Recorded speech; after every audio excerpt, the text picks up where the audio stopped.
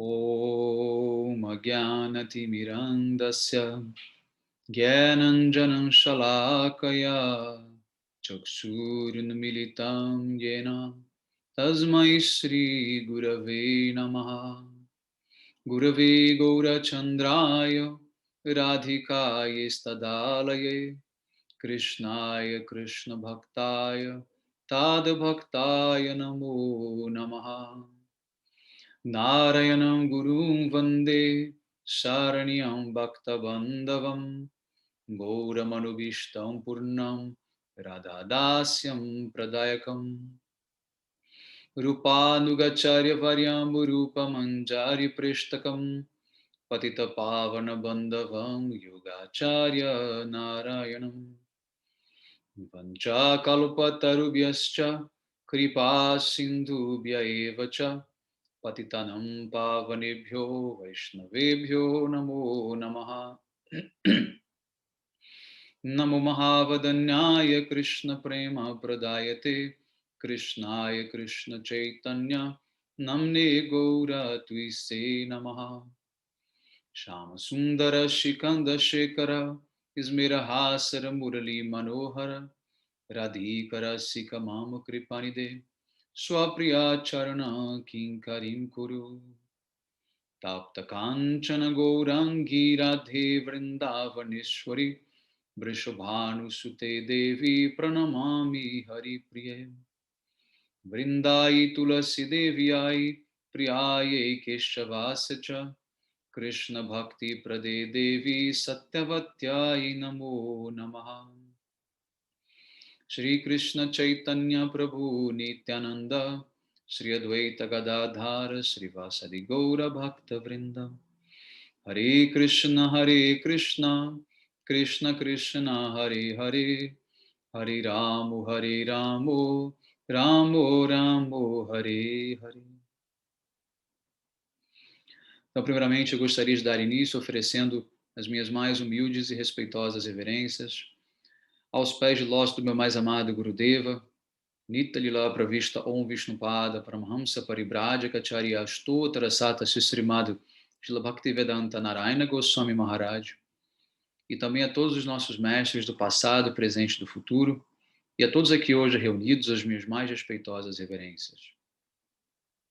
Então, pela misericórdia dos nossos mestres, nós podemos nos reunir aqui hoje mais uma vez para tratar de um tema muito importante, que é o budismo e também o Vedanta, né, na linha de Shankaracharya.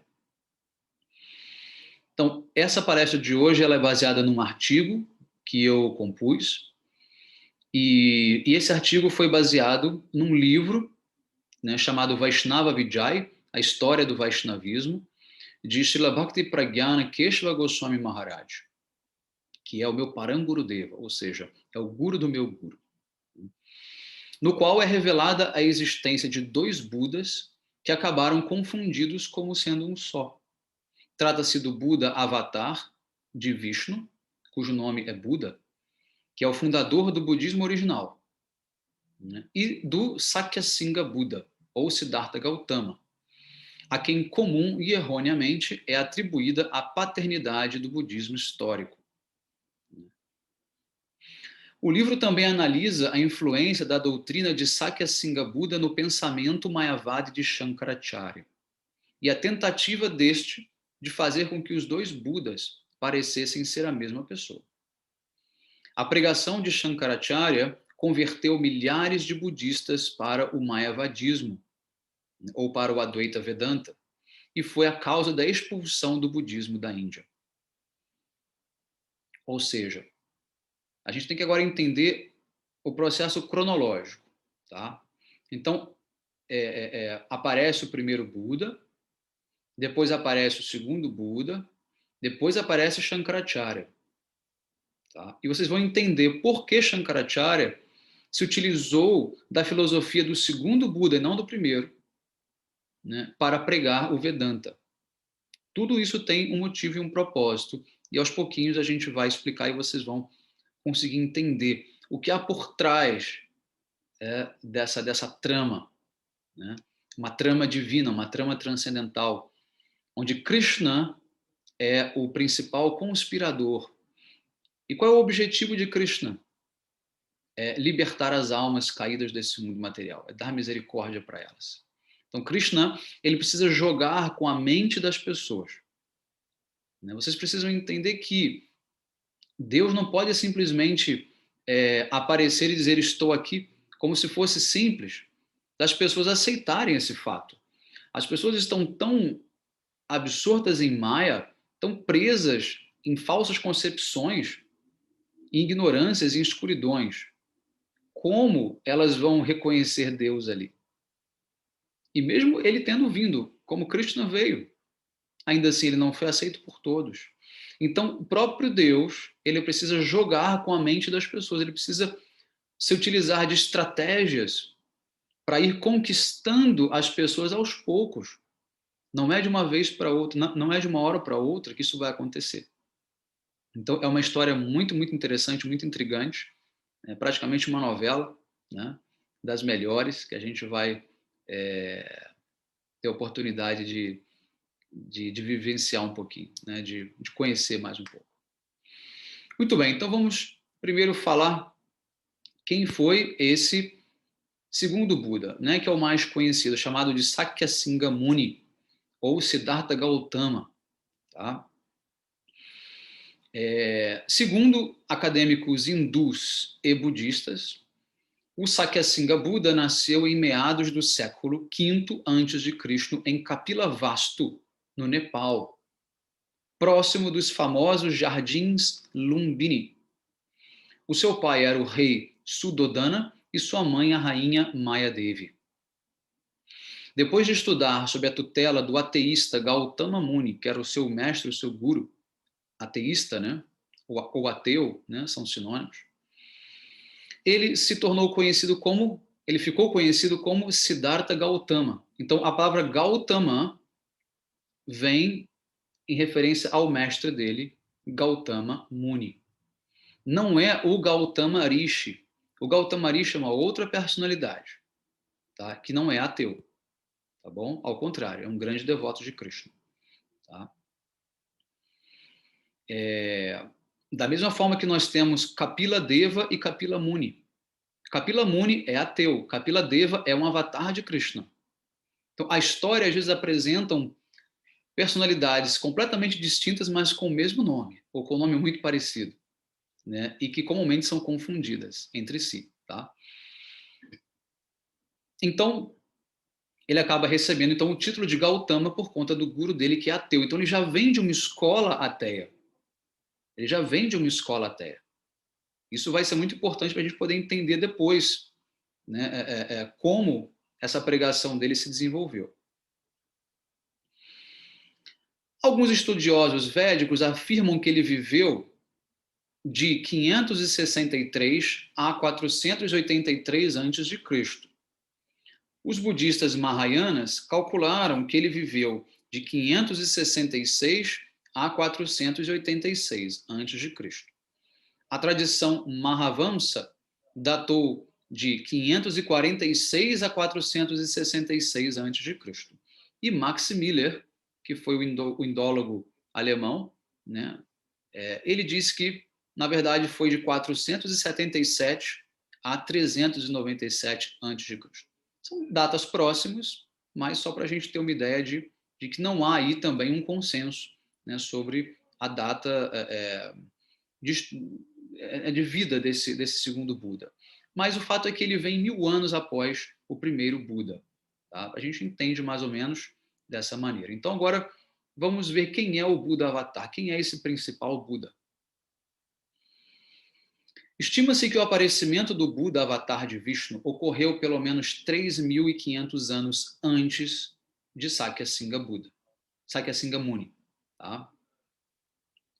Eu disse antes 1000 anos, não, perdão. 3.500 anos antes de Sakyasingha Muni. Ele veio 1000 anos antes de Shankaracharya.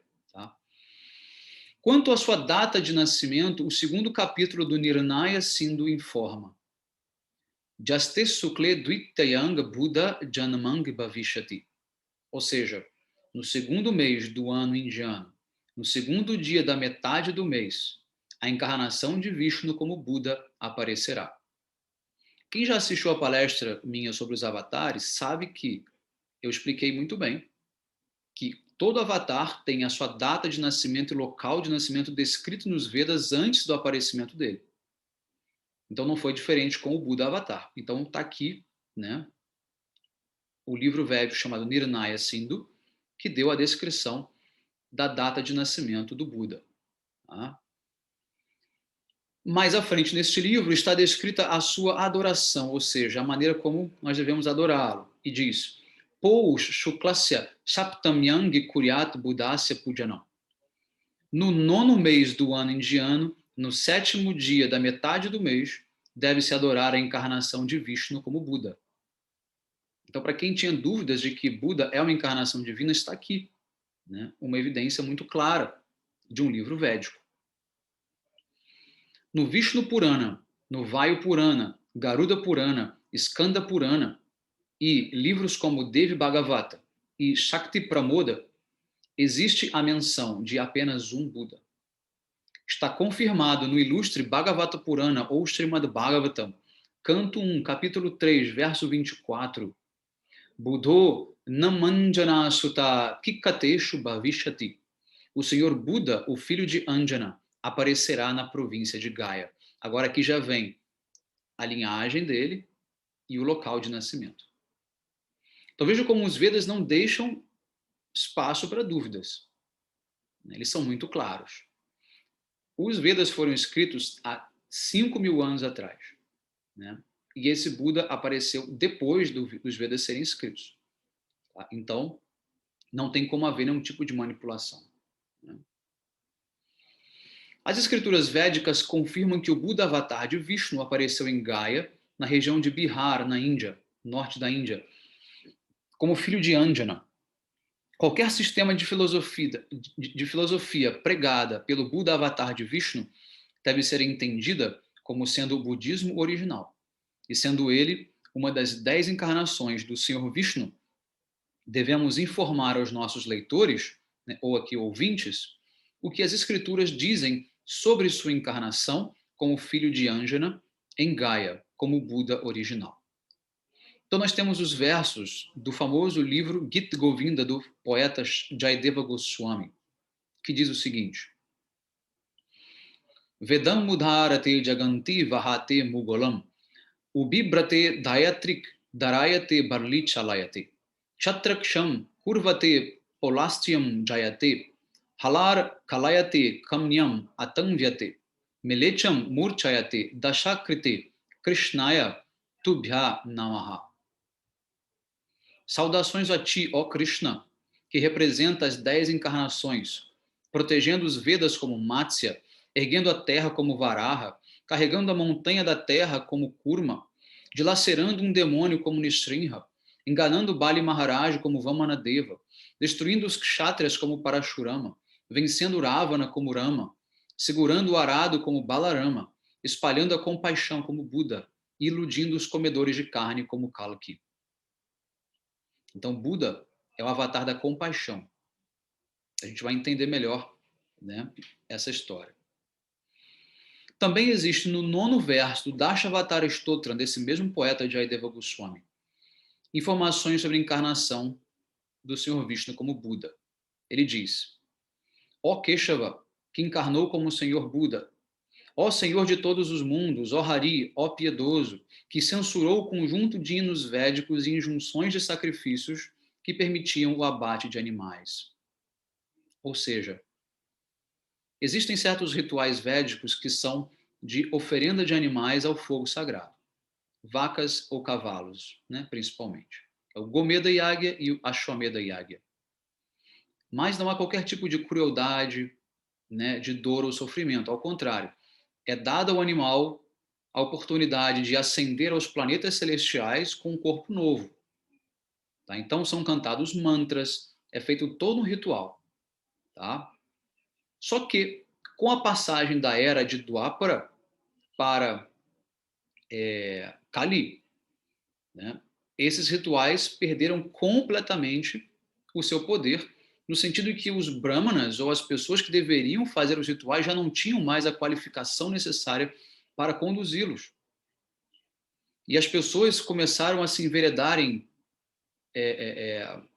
carnivorismo, bebida alcoólica, intoxicação, uma série de coisas. Então, em nome de um ritual védico, eles simplesmente jogavam o bicho na fogueira, assavam e comiam. Na tradição védica, nos rituais védicos, ninguém come o animal que foi oferecido. Ninguém come, isso não existe. Tá? Só que essa prática ela se degenerou devido à entrada da era de Kali. E aí, Krishna se viu tendo que se manifestar para poder explicar para essas pessoas que isso estava errado. E qual foi a maneira que ele encontrou para isso? Foi simplesmente cortar os laços com a cultura védica. Ou seja, tem que cortar tudo. Não dá para dar concessões, porque são pessoas que não conseguem ter equilíbrio, não são pessoas ponderadas, não são pessoas de bom senso, são pessoas que já estão completamente dominadas pelos seus sentidos. E essas pessoas não conseguem seguir um pouco certo, um pouco aqui, um pouco ali, não conseguem. Então, o que o Buda fez? Deixem de lado a cultura védica e sigam o budismo. Então, ele instaura o budismo, ele funda o budismo e tira essas pessoas da cultura védica e faz todas elas se tornarem vegetarianas. Tá? Mas agora já não é mais a cultura védica, agora já é o budismo. É claro que o budismo em si, ele é védico, mas a pregação do Buda Avatar foi contra os Vedas. Tá? Isso tem um propósito, a gente vai entender um pouco mais para frente. Tá bom? Então, é evidente que os dois Budas não são a mesma pessoa. E que, embora o Sakyasingha seja hoje reverenciado como o Buda original, não há, de forma alguma, qualquer relação com o Vishnu ou qualquer encarnação do Senhor Vishnu. O local de aparecimento do Buda Avatar de Vishnu, o tempo de aparecimento, a filiação, a filosofia são completamente diferentes dos de Sakyasingha Buda. Tá? Então, por isso, agora, podemos entender que a opinião predominante nas mentes das massas, tanto budistas quanto não budistas, a respeito da identidade do Buda original é apenas como sendo o Sakyasingha e não o avatar de Vishnu. De uma forma geral, este mal entendido, né, sobre a verdadeira identidade deste Buda, né, foi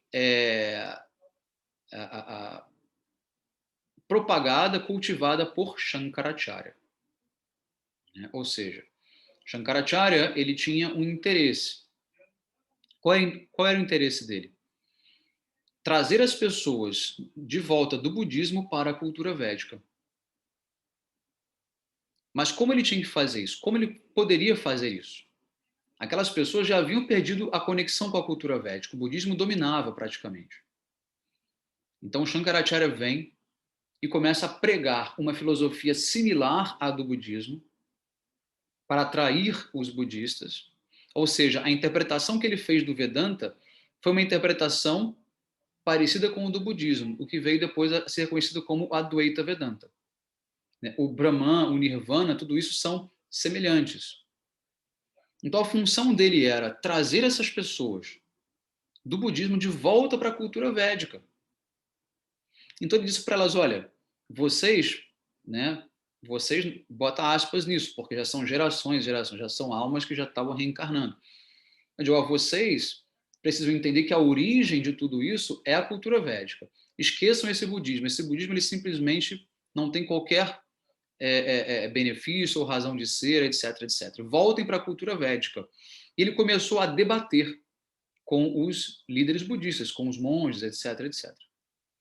E quanto mais ele vencia debates, mais ele conseguia discípulos e seguidores. Então ele converteu muitos budistas através do debate.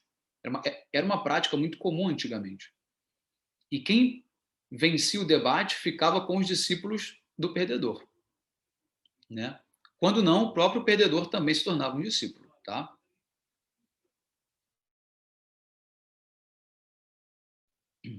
Então, dessa maneira, Shankaracharya ele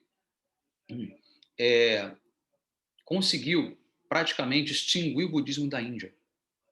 Né? Olha o volume da pregação dele, o poder que ele teve, né, de conseguir convencer essas pessoas de deixarem o budismo e voltarem novamente para a cultura védica. Ele pregou a superioridade da cultura védica, a ancestralidade da cultura védica, o poder da filosofia do Vedanta, dos Upanishads, e trouxe esses budistas de volta para a cultura védica.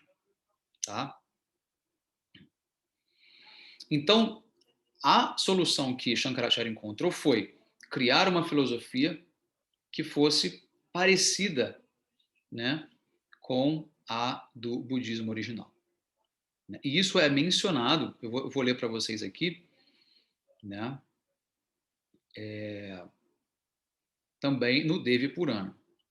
Mas antes de falar sobre isso, eu vou falar um pouco da história de Shankaracharya, né, que nós temos aqui 3 personagens, um deles agora falta ser apresentado, que é o Shankaracharya. Então, Shankaracharya ele é de 786 depois de Cristo.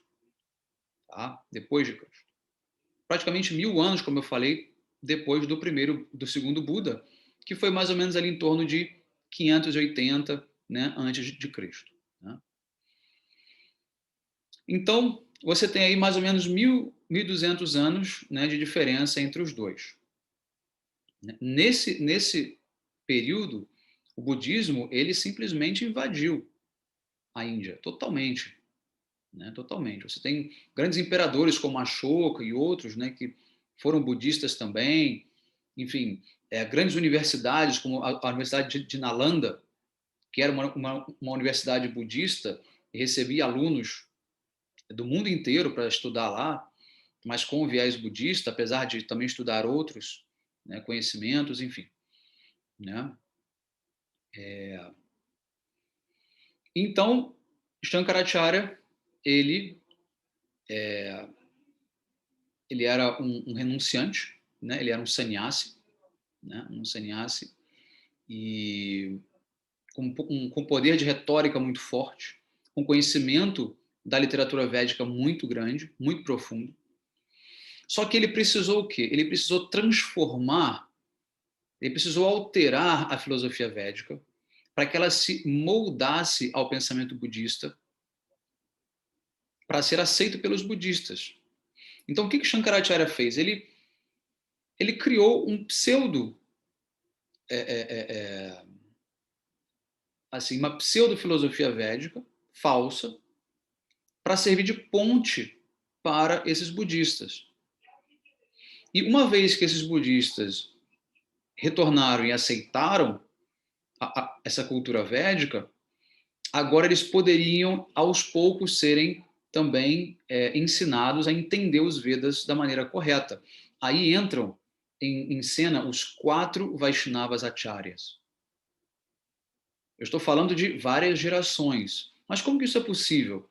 É possível porque as almas reencarnam, as almas estão num processo de evolução. Então você pode colocar que são basicamente as mesmas almas, de modo geral. Elas vão avançando geração após geração, nascimento após nascimento, e você tem todo um caminho, né, desenhado por Krishna.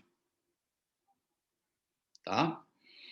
Então, lembrem-se sempre que os Vedas só autorizam 4 escolas iniciáticas.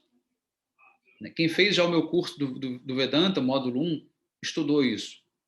Né? Quem não fez vai ter oportunidade agora no segundo semestre, eu vou novamente abrir vagas para o módulo 1.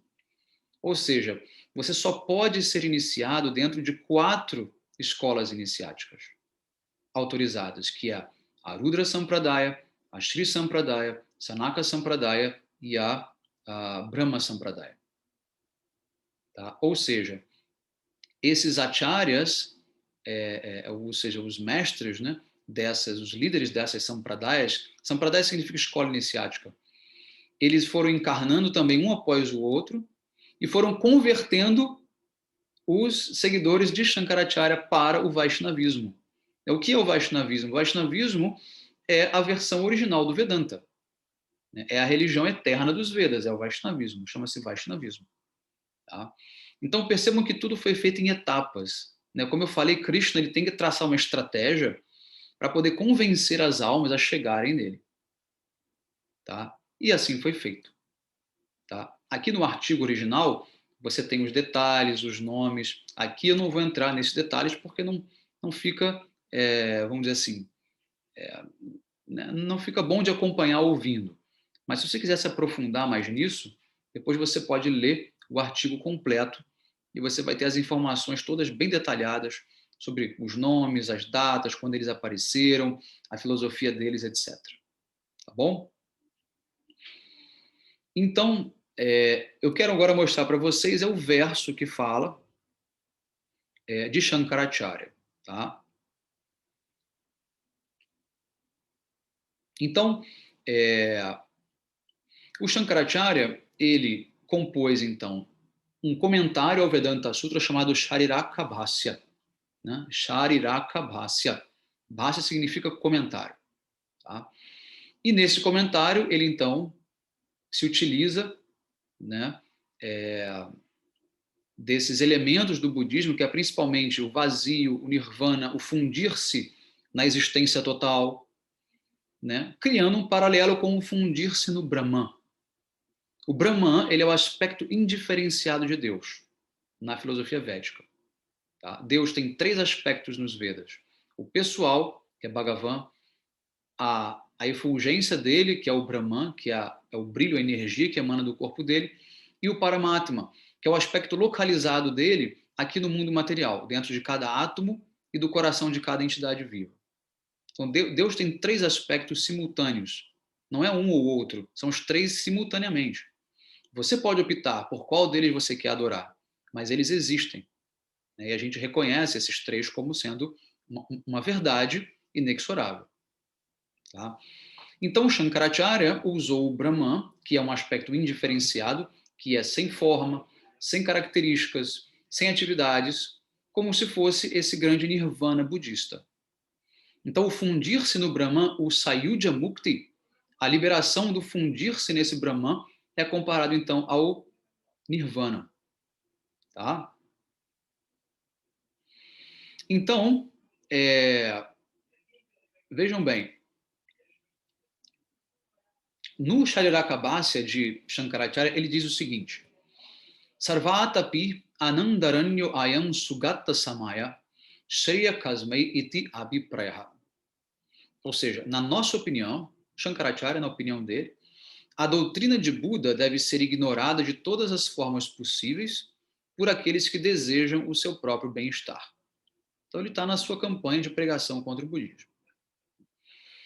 Ao usar a palavra Sugata no seu comentário, Shankaracharya identificou o Sakyasingha Buda como se fosse o Buda avatar de Vishnu. Aqui começa todo o problema. Porque a palavra Sugata, né,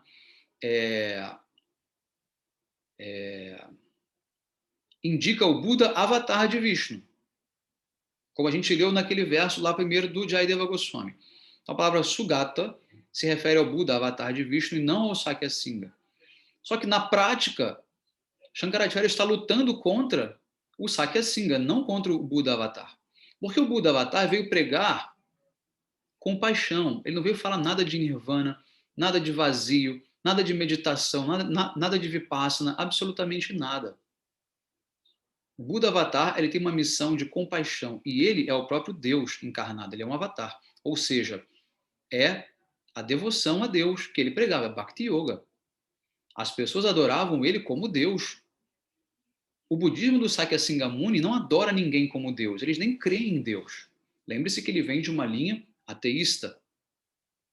Para eles é o vazio, é acabar com o sofrimento, cessar o sofrimento. Essa é a meta do budismo de Sakyasingha Muni.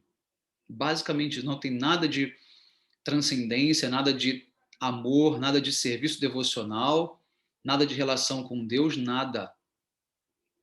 E, para compensar, eles comem carne. Então, a compaixão que o primeiro Buda veio pregar, né, foi totalmente negada pelo segundo Buda, que comeu carne, e os seus discípulos ainda comem carne, como o próprio Dalai Lama come carne. Poucas pessoas sabem disso, mas é importante dizer. Então, veja que nesse momento quem cria a confusão é Shankaracharya. Por quê? Ele precisava fazer isso. Se ele não criasse uma ideia de um budismo só, ele não iria unir os budistas dentro de uma só bandeira para poder pregar e convencê-los mais facilmente. Então, é Shankaracharya, no seu comentário ao Vedanta Sutra, que expõe a palavra Sugata, se referindo ao Sakya Singamuni, enquanto essa palavra se refere ao Buda Avatar. Tá bom? Então, como eu expliquei, esse nome Sugata já existia antes na literatura védica para o Buda Avatar. Tá? O próprio budista chamado Amarasingha, que foi quem compilou o famoso dicionário Amaracosha, né? O livro Amaracosha, né? Ele também dá evidências de que Sugata é o Buda original. Né? Ou seja, o Amarasingha, ele nasceu aproximadamente 550 depois de Cristo, o que coloca ele cerca de 150 anos antes de Shankaracharya. Tá? E ele era, inclusive, filho de Brahmana, né, de um Brahmana com uma mãe Shudra. Né? E tudo isso é descrito, ou seja, quando o Amarasingha faz menção, né, ao Buda, ele faz também ao Buda original, tá? E não ao Sakyasingha. Tá? Então, o livro Amaracosha, que é um livro budista, vai confirmar, então, a existência desses dois Budas. Então, o Amarasingha ele compilou várias escrituras e livros budistas, e muitos deles caíram nas mãos de Shankaracharya, com exceção do livro Amaracosha. Shankaracharya queimou todos os outros livros. Shankaracharya queimou todos os livros budistas do Amarasingha, que era o principal pensador erudito budista da época. O livro Amaracosha foi especialmente preservado por Shankaracharya porque incorporava detalhes específicos sobre a encarnação de Vishnu como Buda, que é conhecido como Buddha-Sugato, ou Sugata. E nós temos trechos, por exemplo, relevantes, que esclarecem melhor essa encarnação de Vishnu como Buda e do Sakyasingha, sendo duas pessoas completamente diferentes.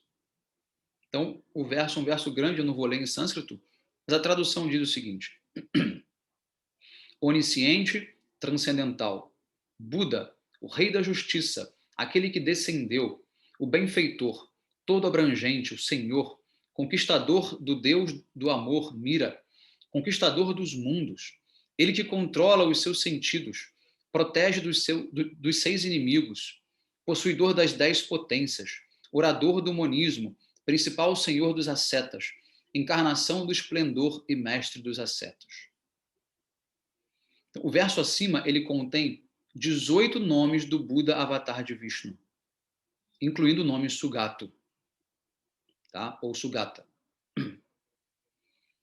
E o verso abaixo, que eu vou ler, contém os 7 nomes do Sakyasingha, e sem mencionar a palavra Sugato, que se refere ao Buda Avatar.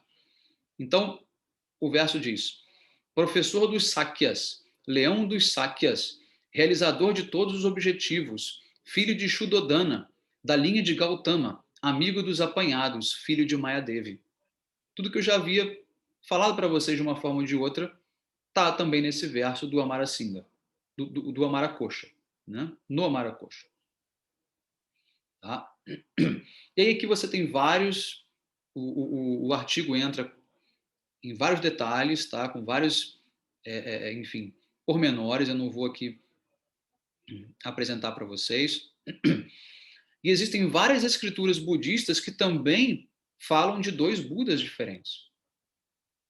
Nós temos, por exemplo, o Pragyaparamita Sutra, o Astasasrik Pragyaparamita Sutra, o Sattasahasrik Pragyaparamita Sutra Lalita Vistara e outros,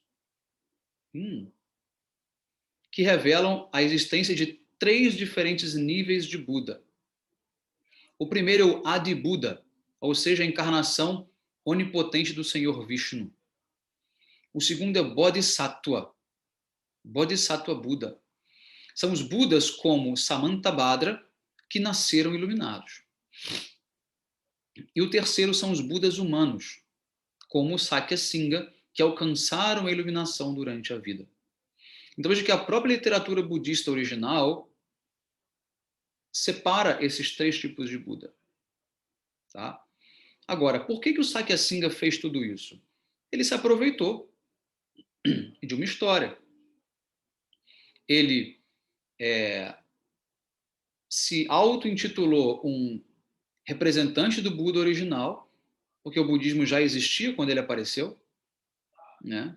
E começou a pregar um budismo que é completamente diferente do budismo original, como eu já expliquei para vocês, praticamente o oposto do budismo original. Tá bom? Então nós temos todos esses livros que corroboram, né, essas informações, tá?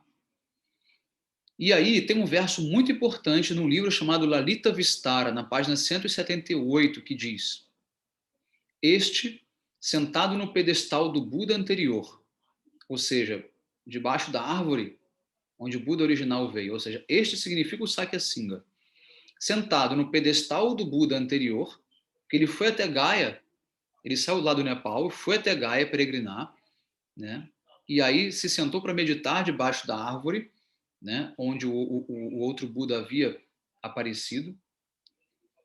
Aí o verso continua: viajante no caminho do vazio e do altruísmo, segurando o poderoso arco que mata o inimigo sob a forma de angústia, quebrando as ilusões, alcançará o indolor desprendimento, auspicioso e a mais nobre sabedoria. Então aqui está claro, ele é o viajante no caminho do vazio, ou seja, ele busca o vazio, ele prega que a meta final é o vazio. Aqui não fala nada de relação com Deus, aqui não fala nada de serviço a Deus, de amor eterno, aqui fala apenas em eliminar a angústia do sofrimento através do vazio. Quando você coloca a consciência no vazio, não há nada, então também não há sofrimento, mas também não há coisas afirmativas. Quando você suprime o negativo, você também suprime o positivo. Então, o meu Param Gurudeva, o autor desse livro, do qual eu fiz esse artigo, ele diz o seguinte: como nós entendemos o que é o Nirvana? O que é esse prazer transcendental, entre aspas, esse prazer que advém da cessação dos sofrimentos? O que é de fato? Como isso acontece na prática? Ele deu um exemplo muito, muito interessante. Se você estiver beliscando alguém com muita força, a pessoa vai estar sentindo dor. No momento em que você deixa de beliscá-la, aquela dor ela passa a diminuir rapidamente, existe o quê? Um alívio. E esse alívio, pela dor ter sido suprimida, é um prazer. Só que esse prazer advindo da supressão da dor não é um prazer agregado por algo positivo por si só. Ou seja, não é um prazer transcendental, não é um prazer que surgiu pela sublimação da dor. Ou seja, por você ter vencido a batalha no mundo material, mas simplesmente por você ter suprimido o efeito da dor sobre você. Isso cria um prazer. Isso eles chamam de a bem-aventurança do Nirvana. Só que ela não é uma bem-aventurança por si só, e nem divina, e nem transcendental, porque ela depende da supressão da dor para existir. Enquanto que a bem-aventurança eterna e transcendental, ela não depende de absolutamente nada.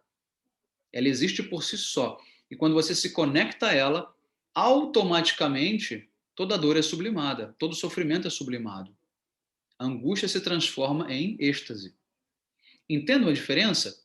É um exemplo assim muito, muito assim fácil da gente entender a diferença de quem busca a bem-aventurança, o êxtase divino por ter relação com Deus, do que quem busca esse êxtase por estar simplesmente evitando o sofrimento. Tá bom? Então, nós temos mais um verso que diz, que diz o seguinte: Kalo Prakte Jata Buddho Bhave Vishnu Prabhu.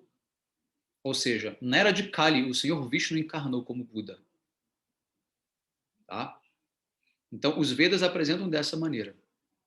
E o outro Buda, o Sakyasingha Muni, ele veio na onda do budismo que já existia, foi até Gaya, se sentou debaixo da árvore do Buda original, disse ter se iluminado, até porque eu digo uma coisa para vocês. Acho que tem até aqui no chat uma pergunta sobre isso. Não estou com ele aberto aqui, mas alguém pergunta um pouco sobre a iluminação. É o Guilherme Santos aqui. O que seria essa iluminação? Então, Guilherme, essa iluminação ela não existe, pelo menos dentro da literatura védica. Não existe essa coisa de você se sentar, ficar meditando ali e de repente dá um estalo e você fala: ah, entendi, eureka. Isso não existe. Tá? O processo de construção da evolução espiritual, ele acontece durante um longo período por várias vidas, tá? É uma compreensão gradual e não é uma compreensão de alguma coisa que você tem que perceber por si só, mas é uma compreensão de algo que está sendo revelado nos Vedas. Então, você vai estudar os Vedas para você entender o que é essa verdade e depois só persegui-la. E com a prática, com a misericórdia dos mestres, de Krishna, você vai, aos poucos, desenvolvendo o estado, né, de prema, ou seja, de amor divino. Tá? Essa coisa de, do nada, estalou, entendi, acabou, já sou uma alma liberada, já sou um iluminado, isso não existe nos Vedas. Isso foi tanto influenciado por um lado do budismo, que é o lado zen do budismo, por exemplo, ou também do próprio Sakyasingha Muni, e de outros yogis, e, enfim, e outros farsantes, que sob esse guarda-chuva da cultura védica, né, se aproveitam de muitas coisas para poder criar esse ar de mistério, tipo assim, eu sei, você não sabe, mas também não tenho como te explicar porque foge às palavras, né? Você não está preparado. Sabe aquela coisa daquele conhecimento que é muito esotérico, é muito secreto, é só para os escolhidos? Isso não existe nos Vedas. O conhecimento védico, a verdade, ele é para todos, está ali. E você vai para a escola aprender esse conhecimento védico, essa verdade. Você vai para a escola aprender isso, né? Como nós. Isso aqui é a nossa escola. Nós estamos aqui aprendendo os Vedas. Tá? Então, nós estamos aqui entrando passo a passo dentro desse processo. E não é que de uma hora para outra vai estar lá e vai dizer acabou. Não, isso não existe. Tá? É um processo gradual até você entrar na morada divina. Tá? Até você conseguir a liberação desse mundo material. Tá bom?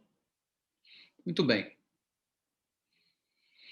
Então, aqui, seguindo aqui o artigo, eu começo a explicar as características mais filosóficas da teoria Mayavadi de Shankaracharya, né, no budismo. Tá? Eu não vou entrar aqui em muitos detalhes, porque a coisa entra numa filosofia muito, muito pesada. Tá? Mas, como eu já expliquei, o básico é comparar o Brahman com o Nirvana. O fundir-se no Brahman com o fundir-se no Nirvana, ou na existência, ou na não existência, que é o vazio. Tá? Então, vamos agora tentar entender uma coisa. Quem é Shankaracharya, afinal de contas? Quem é essa personalidade? Né? O Shankaracharya, ele é o próprio Shiva. Tá? Ele é o próprio Shiva. Shankaracharya, ele foi requisitado por Krishna para fazer esse trabalho. Tá? Existem várias evidências sobre esse fato. Né? Ou seja, quem mais poderia fazer esse trabalho sujo, vamos colocar assim entre aspas, sujo, de alterar os Vedas para poder salvar a cultura védica ao mesmo tempo e trazer essas pessoas numa estratégia de um passo atrás para dar dois à frente. Então você prega contra a cultura védica no primeiro momento, tira eles, né, daquilo, faz eles ficarem vegetarianos, compassivos, seguindo o budismo. Depois esse budismo é transformado numa filosofia ateísta. Depois vem Shankaracharya, transforma a filosofia védica no Advaita Vedanta, que é uma espécie de ateísmo védico, mascara como se fosse um budismo, pega esses budistas, converte eles de volta para a cultura védica, depois vem os 4 Vaishnavacharyas e diz para essas pessoas, olha, isso que Shankaracharya ensinou também não é védico. Vocês agora vão entender que ser védico é ser Vaishnava, é adorar a Deus, Vishnu, Deus. Aí eles vão e se transformam em Vaishnavas. Aí você tem todo, né, um processo, né, aí para a gente saber. Então, o Padma Purana, que é um dos mais famosos dos Puranas, tem um diálogo entre Shiva e Parvati. Então, Shiva, ele diz para Parvati, que é a sua esposa, ele diz o seguinte, Maya Dhamma Sat Shastram Prachanam Odha Muchate Maya Iva Vihitam Devi Kalou Bridmana Murtina. A teoria Mayavadi pertence a uma escritura não autorizada e é conhecida como sendo um budismo disfarçado. Sou eu, ó deusa, na forma de um Brahmana que perpetrou isso na era de Kali. O próprio Shiva já diz, fui eu que assumi a forma de um Brahmana, no caso Shankaracharya, e pregou a filosofia do Mayavadismo. Tá? E aqui segue um verso onde o próprio Krishna instrui Shiva a fazer esse trabalho. O verso diz, Swagamei kalpitei tvam cha janam kuru madhimukam chagopaya yansyat shistires otarotara. Ou seja, com suas próprias escrituras montadas ou compiladas, torne as pessoas adversas a mim Krishna, e me esconda para que a população cresça perpetuamente. Ou seja, Krishna pede para Shiva, Shiva, pregue contra mim, ou seja, me oculte, me encubra, para que os demônios, os materialistas, os ateus não se aproximem. Porque isso também tem uma razão de ser. E essa razão é aqui. Krishna, ele precisava proteger Bhakti, ele precisava proteger a devoção pura. Por quê? Se as pessoas que têm uma filosofia Mayavadi, né, acham que eles são Deus, porque eles dizem que eles são o próprio Brahman, e Brahman é Deus, se eles pensarem que Brahman é Krishna, e Krishna faz uma série de coisas, eles vão se achar também no direito de fazer essas coisas. Como, por exemplo, Rasa Lila, dançar com as gopis, né? Como muitos fizeram. Imagine se não houvesse essa pregação do Shankaracharya. Né? Então, o ser humano ele é muito degradado. E Krishna está trabalhando com o estado mental das pessoas. Krishna não pode simplesmente, no estalar de dedos, fazer com que todo mundo fique, né, a favor dele. Isso não é possível.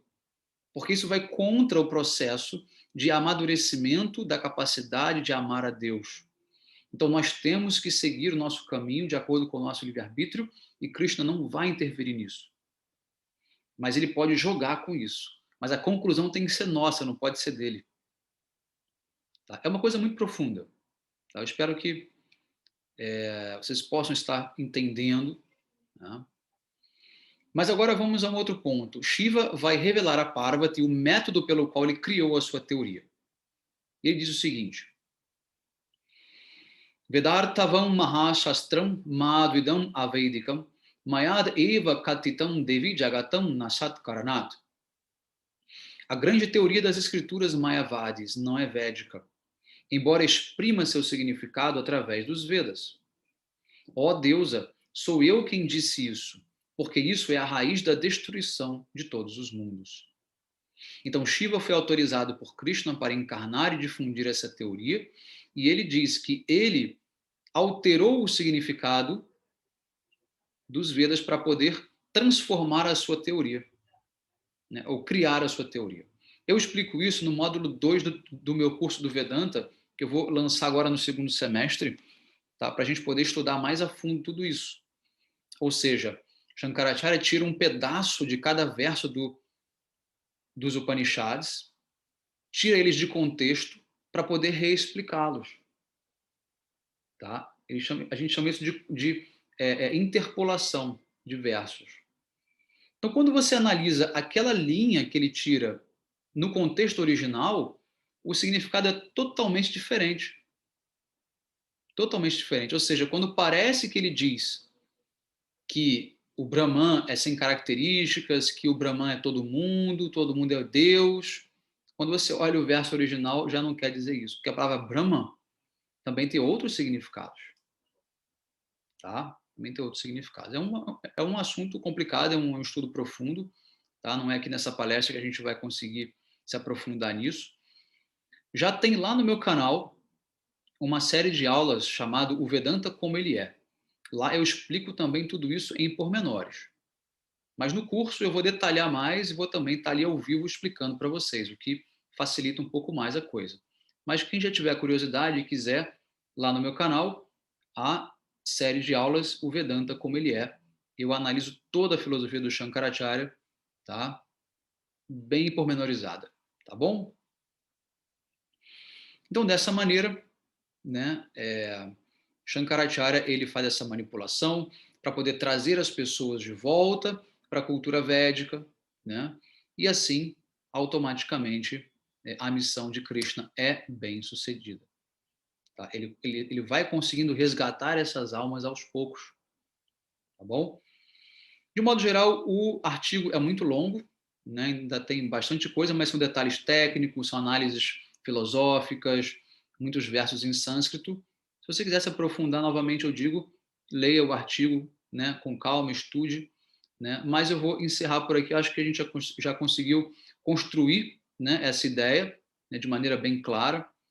E eu vou aqui agora, então, me voltar para as perguntas aqui do chat, para que a gente possa esclarecer as dúvidas. Então, deixa eu dar uma olhada aqui. Bom, já respondi aqui a do Guilherme.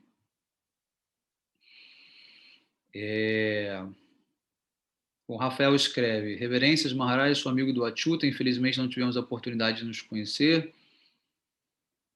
Acompanhe suas publicações. Está ótimo, Rafael. Hare Krishna, seja muito bem-vindo. Tá? Que bom que você está aqui participando também. A dona Albertina pergunta: e o vazio existe? O que é o vazio? Dona Albertina, ele existe enquanto um princípio filosófico, né?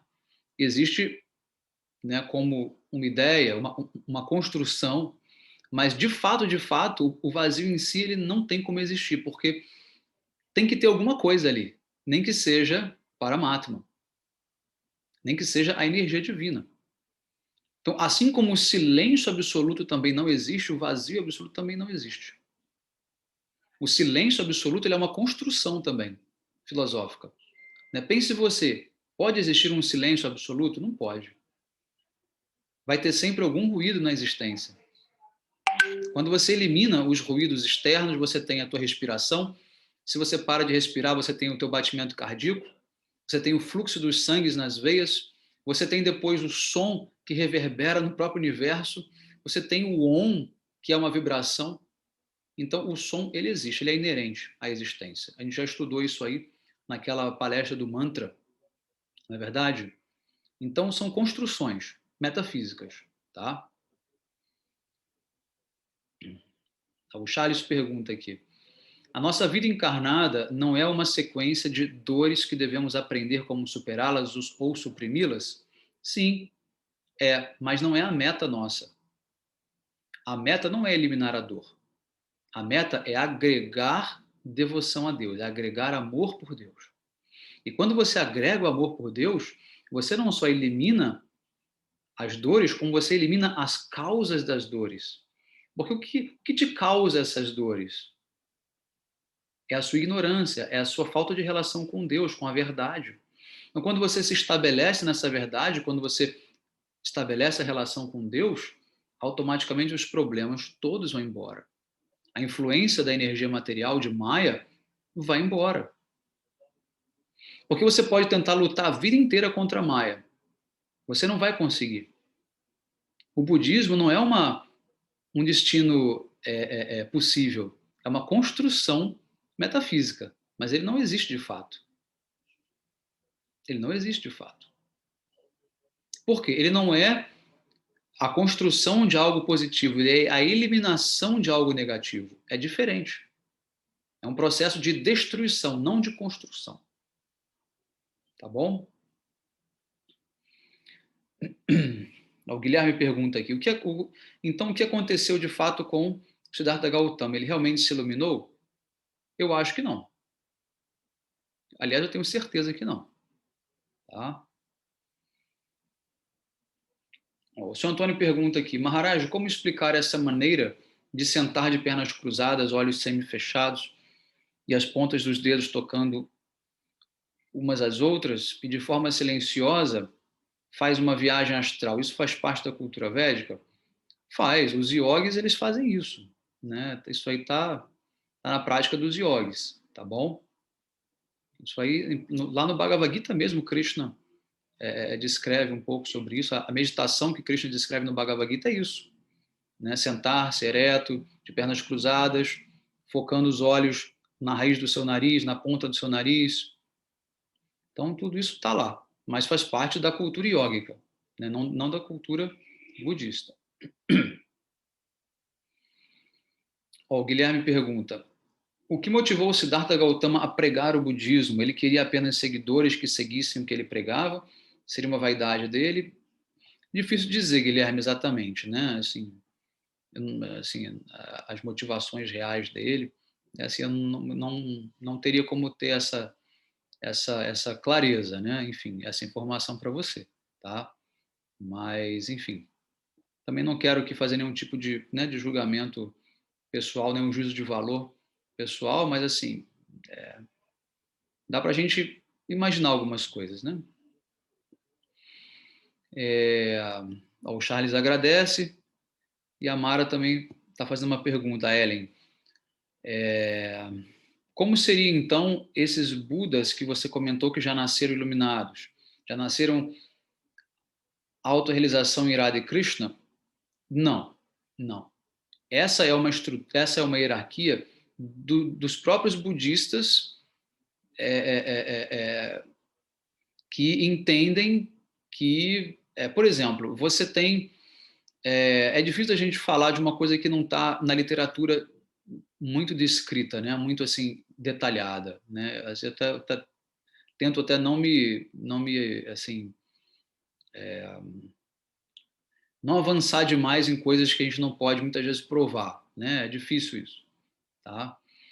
Mas eu não sei se exatamente com realização em Irada e Krishna, porque as estadevas elas são muitas, as deidades adoradas elas podem ser outras também, pode ser Narayana, Lakshmi Narayana, pode ser Rama e pode ser o próprio Buda, pode ser Lakshmi Buda, porque o Buda com a sua consorte Lakshmi, eles têm um planeta Vaikunta, aonde os associados dele vão para lá, tá? Então ele é vamos dizer assim, ele é Deus mesmo, né? Assim como outros, Nishinradeva, Vamanadeva, eles são Deus.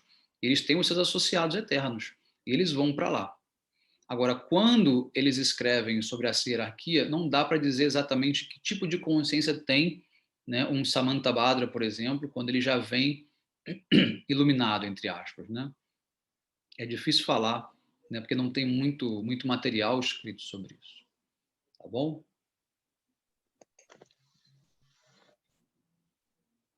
Haraj, posso fazer uma pergunta? Sim, diga, Gustavo, claro. É, nas glórias do Gita, no verso 60, só para linkar com essa questão aí que o senhor falou dos planetas Vaikuntas, né? E para mim também poder entender aqui esse verso. Posso recitar o verso aqui em português? Sim. Uhum. Verso 60 das glórias do Gita.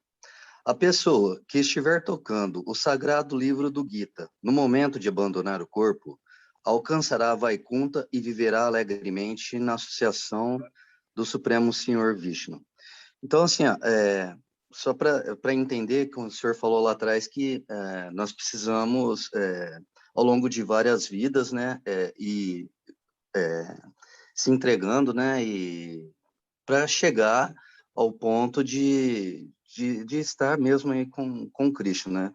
Mas nesse caso aqui, o que significa? Porque eu tenho esse livro do Gita. Suponha que no momento que eu abandone o corpo, eu esteja com ele, tocando ele. Como que ficaria essa situação? Ou qualquer outra pessoa, né? Só um exemplo. Embasada nesse verso. Uhum. Então, isso é uma situação também que ela é relativizada, tá? Ela não pode ser tomada assim ao pé da letra. Existem outras condicionantes, tá? A essa questão dessa liberação final, tá bom? Por exemplo, a história de Ajamil, lá no Srimad Bhagavatam. Ajamil, ele era um brahmana, tinha sido muito, né, enfim, religioso, depois acabou abandonando a prática, se envolveu com uma mulher, teve vários filhos, levou uma vida bastante assim degradada depois. E no momento da morte dele, ele chamou pelo seu filho mais novo, que era Narayana. Então, no momento em que ele estava naquela passagem de, né, da morte, ele pronuncia o nome Narayana, que é o nome de Deus, tá?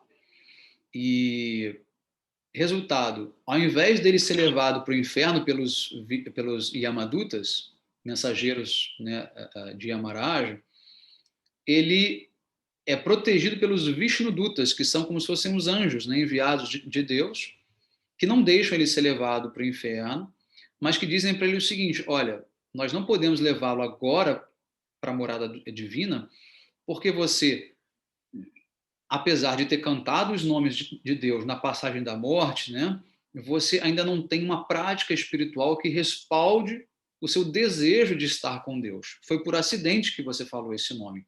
Então, nós vamos te dar uma chance para que você possa ir lá para os Himalaias e se dedicar à prática espiritual. Então, então levado, ele é dado uma nova chance para ele, ou seja, ele foi liberado daqueles pecados. Então, a liberação também tem a ver com liberação dos pecados, não com liberação final.